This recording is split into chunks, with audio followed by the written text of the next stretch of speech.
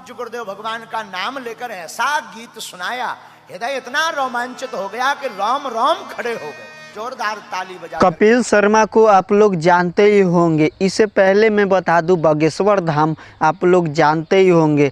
बागेश्वर धाम में कपिल शर्मा पहुंचे गुरुदेव जी से मिलने।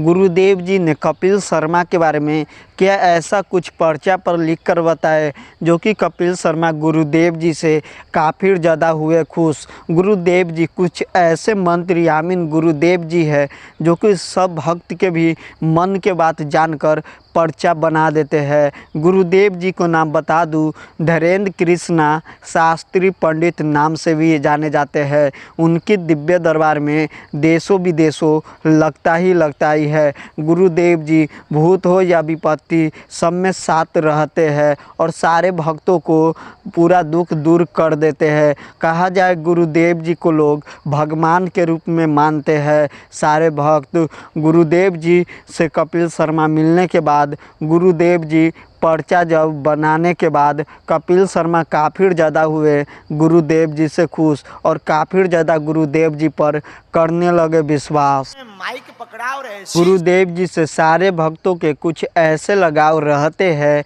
जो कि बागेश्वर धाम में गुरुदेव जी से मिलने पहुंचते हैं। आप भी गुरुदेव जी से मिलना चाहते हैं और मिल नहीं पाते हैं तो घर पे बैठे ही गुरुदेव जी को ये अर्जी लगा सकते हैं और गुरुदेव जी सारे भक्तों को ये अर्जी स्वीकार करते हैं। गुरुदेव जी को कहा जाए कुछ ऐसे मंत्र यामिन गुरुदेव जी है जो कि घर पे भी जो बैठे गुरुदेव जी को माला जपते हैं, गुरुदेव जी सारे भक्तों को मनोकामना पूरा कर देते हैं। गुरुदेव जी सबको ये अर्जी सुनते हैं। कहा जाए गुरुदेव जी किसी भी को पर्चा बना के सच ही बताते हैं। तो गुरुदेव जी सारे भक्तों को कथन सुनाने के बाद जब एक एक को पर्चा